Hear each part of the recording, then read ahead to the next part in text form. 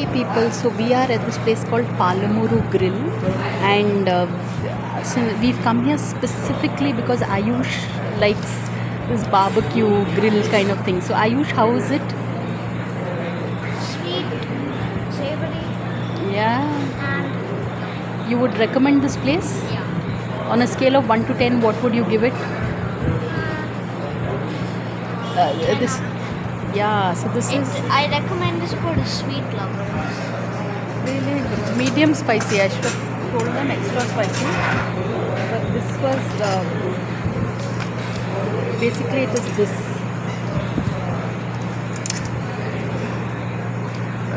It was a chicken kebab village, so that's just for 209 bucks. It's quite a quantity, and Ayush likes this. So this is something that people should try out.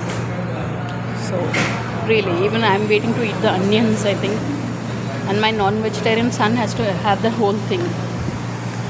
This is how it looks, Palemuru Grill.